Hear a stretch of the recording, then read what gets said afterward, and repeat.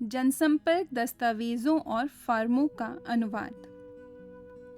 E learning platform का यह पाठ भारत सरकार की सुशासन चुनौतियां और अवसर कार्य योजना के अंतर्गत तैयार किया गया है। इससे अनुवाद का ऑनलाइन प्रशिक्षण प्रदान किया जा सकेगा और अनुवाद में अनुवाद शिक्षण की पहुंच व्यापक और सर्वसुलभ हो सकेगी।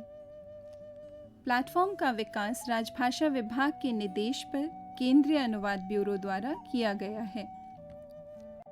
कार्यालयों में विभिन्न प्रकार के पत्रों और दस्तावेजों का प्रयोग किया जाता है, जैसे सरकारी पत्र, अर्ध सरकारी पत्र, आदेश, कार्यालय आदेश, कार्यालय ज्ञापन, परिपत्र, अनुस्मारक या स्मरण पत्र, अधिसूचनाएं, संकल्प, प्रेस विज्ञप्ति और प्रेस नोट। इन सभी दस्तावेजों का प्रयोग सूचना देने, मंगवाने, आदेश, परामर्श या रिपोर्ट देने के लिए किया जाता है।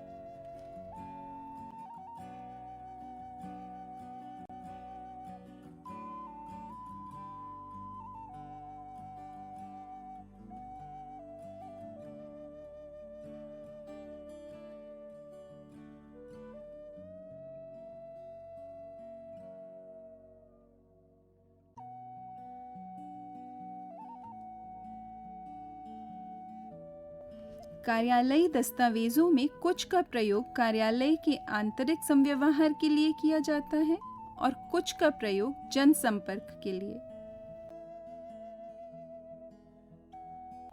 जनसंपर्क के लिए प्रयोग किए जाने वाले दस्तावेज हैं प्रेस विज्ञप्ति, प्रेस नोट, सूचना, अधिसूचना, संकल्प, विज्ञापन और निविदा सूचना।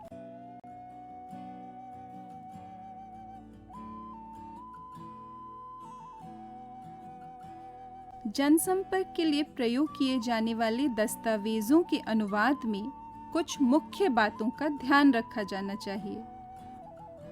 इन सभी दस्तावेजों की भाषा औपचारिक होती है, अतः अनुवाद की भाषा भी औपचारिक होनी चाहिए। अनुवाद की भाषा अन्य पुरुष में होनी चाहिए।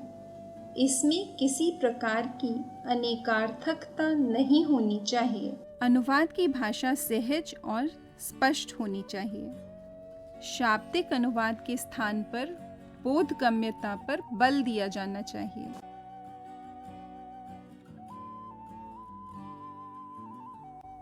जनसंपर्क के लिए प्रयोग किए जाने वाले दस्तावेजों का अनुवाद करते समय अनुवादक को विषय का ज्ञान होना चाहिए।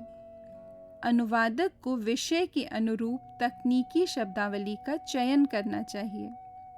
अधिसूचना का प्रयोग केवल विधिक सामग्री, नियमों और आदेशों की घोषणा के लिए किया जाता है, अतः अनुवाद में विधिक शब्दावली का ही प्रयोग किया जाना चाहिए। फॉर्मों का अनुवाद। फॉर्म सरकारी कामकाज का अनिवार्य अंग है। दैनिक प्रशासन के विभिन्न प्रकार के कार्यों के लिए अलग अलग फॉर्म होते हैं।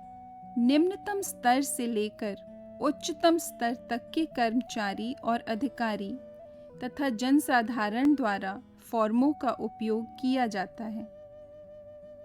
सांविधिक व्यवस्था के अनुसार जिन प्रशासनिक दस्तावेजों का द्विभाषिक होना अनिवार्य है, फॉर्म उनमें से एक है।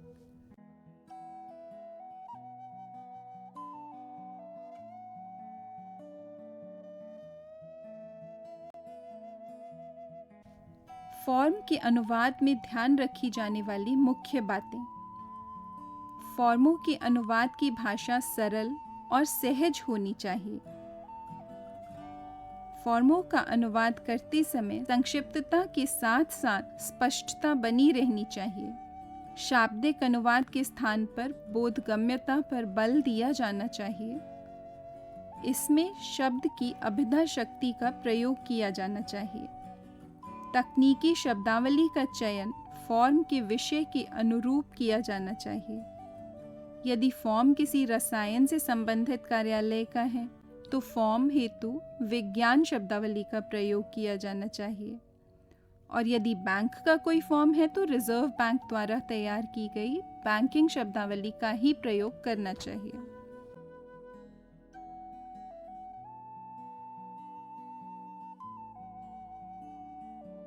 संसदीय प्रश्नों के अनुवाद में ध्यान रखी जाने वाली मुख्य बातें। संसदीय प्रश्नों का अनुवाद करते समय सामान्य ज्ञान अद्यतन होना चाहिए और विषय से संबंधित जानकारी न होने या किसी भी प्रकार का संशय होने पर किसी जानकार से चर्चा कर लेनी चाहिए। अनुवाद की भाषा सहज और स्पष्ट होनी चाहिए, इसमें किसी प्रकार की अनेकार्थकता न हो। शाब्दिक अनुवाद के स्थान पर बोधगम्यता पर बल दिया जाना चाहिए और प्रश्न के विषय के अनुरूप तकनीकी शब्दावली का चयन किया जाना चाहिए।